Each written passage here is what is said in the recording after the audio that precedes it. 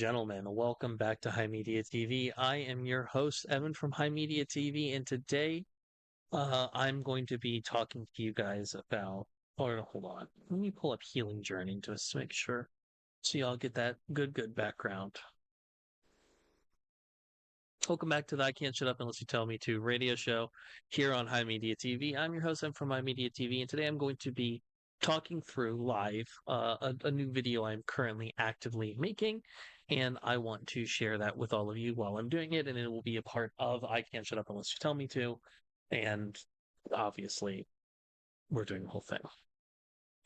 Hello, ladies and gentlemen. Welcome back to High Media TV. I am your host, Evan from High Media TV, and today I want to talk to you about sports. Yes, I know. I am not Evan from Haggard, Evan from High Media TV, not a known sports head, but I am somebody who very much has knowledge on information that is a mile wide and a little bit more than an inch deep on certain subjects. And one of the things that I'm kind of vaguely interested in is the title of this video. The decline of sports and, silliness and fun bringing it back.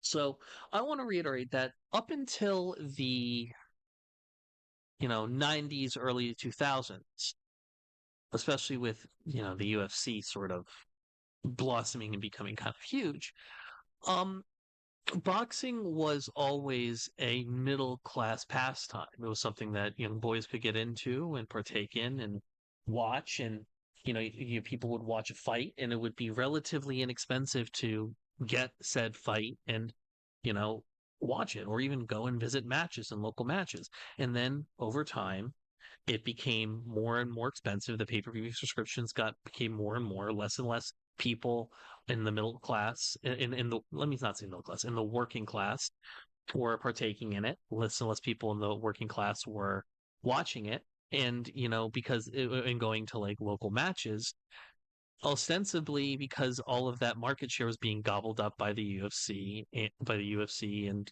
other consolidations of boxing tournament runners. The same thing can be said for basketball. Back in the day, you used to be able to go to a ball game, spend $15, and that would cover a ticket, a drink, and a hot dog. You as a parent could bring your kid to a ball game and spend, no more than 15, $20 and be able to have a day out.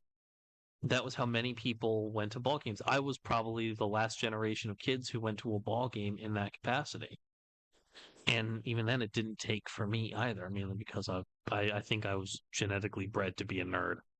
But I digress. Now you have a case where baseball is not particularly popular.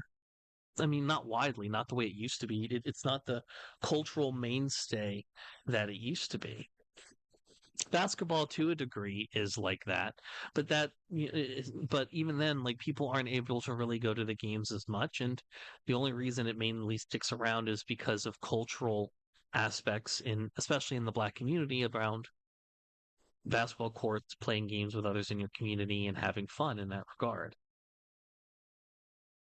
Hockey is another good example, although maybe to a lesser degree. When you're playing, maybe it's still possible for the kids up in more frigid areas to go play some field hockey or some ice hockey and things of that nature. But fundamentally, at the end of the day, one of the big things that has really killed a lot of sports over time has been the consolidation of basically the exclusatory nature of being able to go and see these games.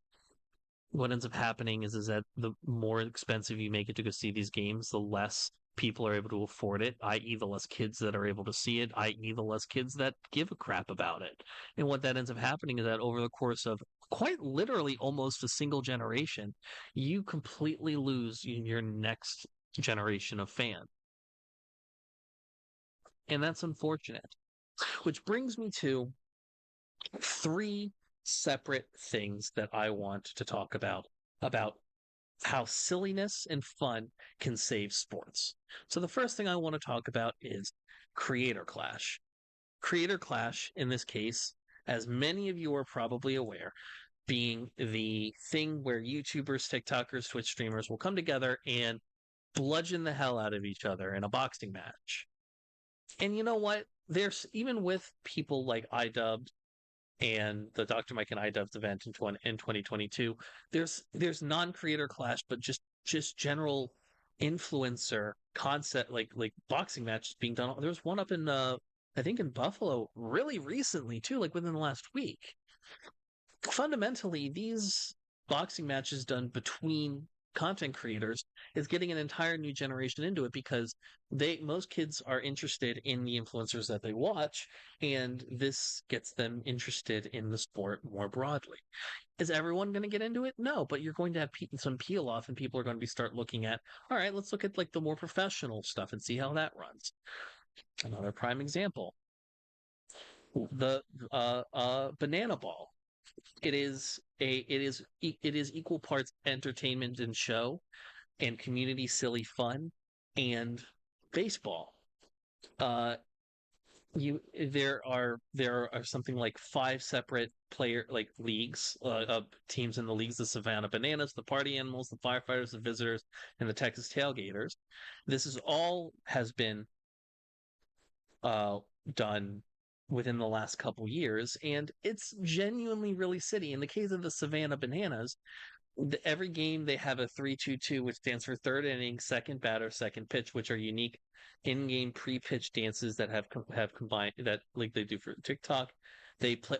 All of the players play in kilts, and the local people around totally get into it as well. Look, there's a little like somebody their baby in a banana. It's adorable. It's adorable. There are people who there's like community members, community grandmas who call the Banana Nanas, who are a senior citizen dance team. They have a dad bod cheerleading squad that called the Man Nanas.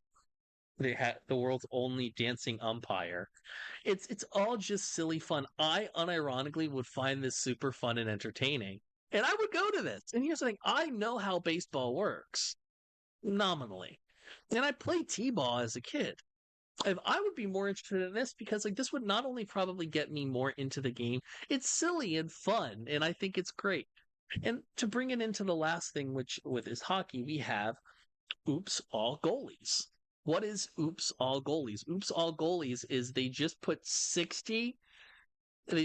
60 goalies and do 5-on-5 all goalie games where nobody's allowed to guard the net.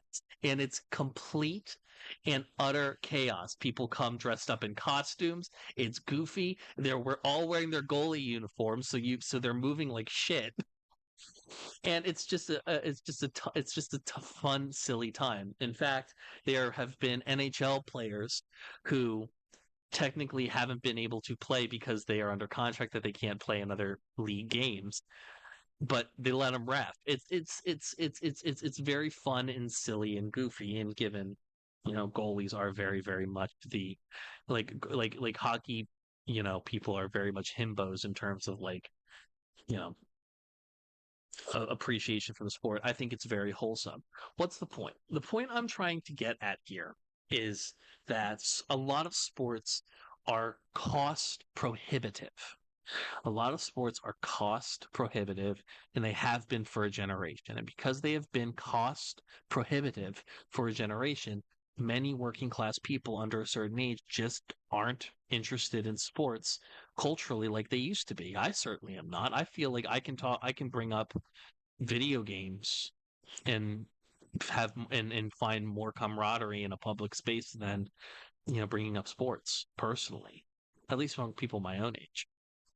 That being said, I do think that lower cost, fun, silly events like this, like these three, are going to be things that save these respective sports. And despite what curmudgeon old guard might say to the contrary, fundamentally, at the end of the day, I love these ideas, especially Banana Ball.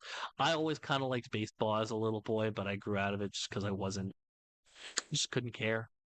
And honestly, I would probably like a bunch of guys doing like running around in kilts doing shenanigans and goofy shit, I would be all on board with that. That sounds like a lot of fun. Hell, I might even play because God knows I'm an entertainer. Anyways, you are watching I Can't Shut Up Unless You Tell Me to here on High Media TV.